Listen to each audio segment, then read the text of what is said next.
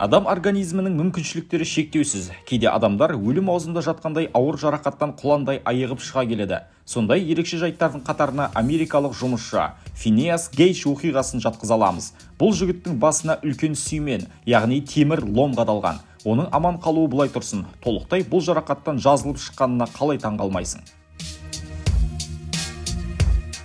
Бұл бақытсыз жайт Гейдждің басынан 1848 жылдың қыркүйегінде өтті. Темір жол құрылысы сәтінде бригадасы жартастарды бұзу арқылы болат жолдар сап, қызу қайнаған іс үстінде еді. Тау жоталарын бұзу үшін тереңге арнайы жарылғыш зат салатын, үстіне тұтандырғыш орнатып, сүйменге ұқсас сілдей темір сүмбі жарақ арқылы қуатты қажетті жерге итереді. 25 жасар Финеастың міндеті дәл сол қуатты тығыздау болатын. Өйткені ірі денелі алып жігіт массалы құралдармен оп-оңай жұмыс істейтін.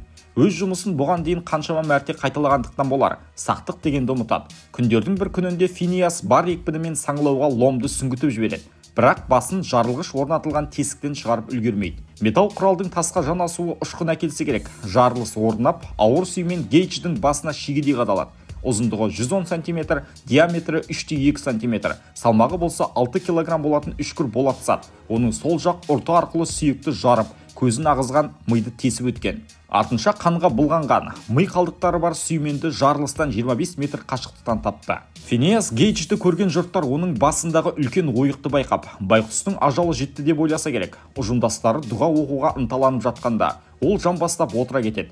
Денесі қараған, жан дауысы шығып жатыр, бірақ қозғалуға күш таба білді. Куәгерлердің айтуынша ол тіпті өз аяғымен, жолдастарының демеуімен әлбетте, жұмысшылар қонақ үйіне дейін жеткен. Бұл жақта зардап шегушіге төсек сап, бірден дәрігер шақырады. Барлығы доктор пациентке өлім диагнозын қояды деп ойлады. Алайда олай болмай шықты. Оны қараған доктор Эдвард Уильямс былай дейді: "Мен келгенде дәрігер жұмысыңыз бастан асады деп тіл қатты. Басындағы жараны байқадым. Мидың соғысы анық көрініп тұрды. Басының үстіңгі бөлігі құдды бір төңкерілген шұңқырда еді." Пациент дәрігерге жарақаты жайлы өзі айтып береді. Сөз барысында Гейдждің жүрегі айнып, басындағы жара кесірінен миының кішкене бөлігі еденге түсті. Осыған дейін мұндайды көрмеген доктор Уильямс әріптесі доктор Харлоуды көмекке шақырады. Екеуі жұмылып, Финеастың шашын қырып, жараны қан мен сүйек қалдықтарынан тазалайды. Сондай-ақ лом соққысынан кейін ботқаға айналған мидың бір бөлігін алып тастауға мәжбүр болды. Науқастың басын ақырындап бинттеп, артынша қолы мен бетіндегі күйіктерді тазалауға кіріседі. Осы уақыттары Гейдж есін біліп қана қоймай, жұмысқа таяу аралықта оралу жағын сұрайды. Жігіт құрылыстағы жұмысынан, ақшадан айырылғысы келмеді.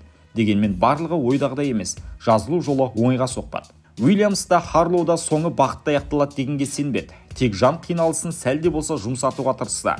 Ол кезеңдерде антибиотиктер болмады, сондықтан тек таңғышпен ораумен шектелді. Және жараны жуу, дұғада болу. Көп ұзамай Гейдж жағдайы нашарлай түсті.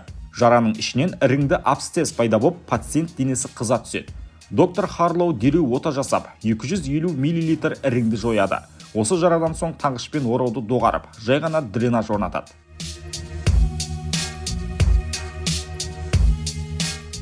Сенбессіз бәлкім, бірақ Финеас жазылып шығады. Құрылыс жұмысынан босап, туған мекеніне оралады. Мұнда кейіпкеріміздің жағдайы жақсара түсті. Әлгі оқиғадан арада 2 ай өтіп, фермадағы жұмысқа кіріседі. Егер әлгі қос дәрігер араласпағанда, бұлай жалғасуы неғайбыл. Доктор Уильямс пен әріптесі Харлоу медициналық журналға Гейдж оқиғасы жайлы мақала жариялайды. Бұл ақш ғылым әлемін бір сілкіп, басында сүймені бар еркекке деген ғылымның қызығушылығы артады. Гейджді фермадан жылдам тауып ап, жуындырып, киіндіріп, Гарвардқа аттандырады. Онда мұны таңғаларлық жағдай деп атап, өзге университеттерден келген студенттер мен қонақтарға көрсетеді. Осы арқылы Финеас өміріне жетерлік қаражат табады.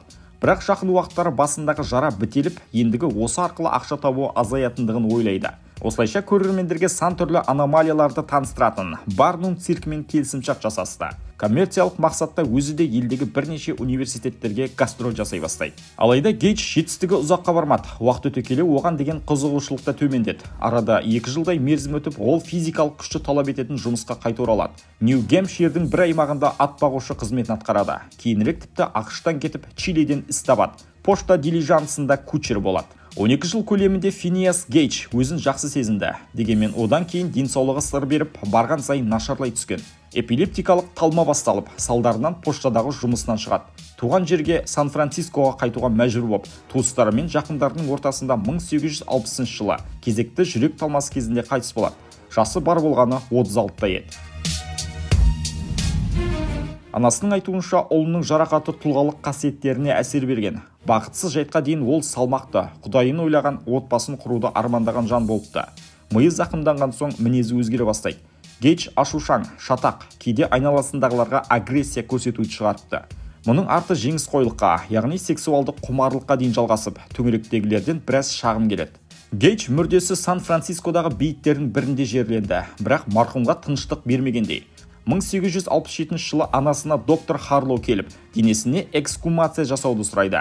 Дәрігер әйелге ақша ұсынды ма, әлде ғылымның талабы солай деді ме белгісіз. Анасы бұған келісімін беріпті. Мүрдені қазбап, Финиас бас сүйегі дәрігердің жеке коллекциясы қатарына қосылады. Сондай-ақ Харлоу Гейдж үйінде сақталған ломды өзімен бірге алып кетеді. Харлоу Гейдж оқиғасы жайлы бірнеше мақала жариялады. Кейінірек бас сүйекті Гарвард университетіне тапсырады. Қазір оның бас сүйегі және сүйменді Уоррендегі анатомиялық мұражайдан көре аласыздар. 2012 жылы Финиас тағы да ғылымға еңбек етті. Сүйекті компьютерлік сканерден өткізіп, зерттеу нәтижесінде ми қыртысының 4%-нан және ағзаттың 11%-нан айырылғандығы анықталды.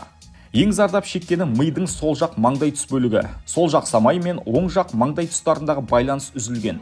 Лимфиялық жүйеде де ақау бар. Дәл осы себепті науқастың мінезі өзгерген. Байсалдылықты жоғалтып, агрессивті және оқыс әрекеттерді жасайтын болған. Мұның барлығы мидың фронтальды бөліктеріндегі зақымдарға тікелей байланысты. Бұл эмоцияны реттеуші, шешім қабылдауда және өзін-өзі ұстауға атсалысатын дүние. Әлбетте, мұның барлығы Гейдждің психикалық жағдайына әсер еткен. Себебі зақым лоботомиядан да тым ауыр.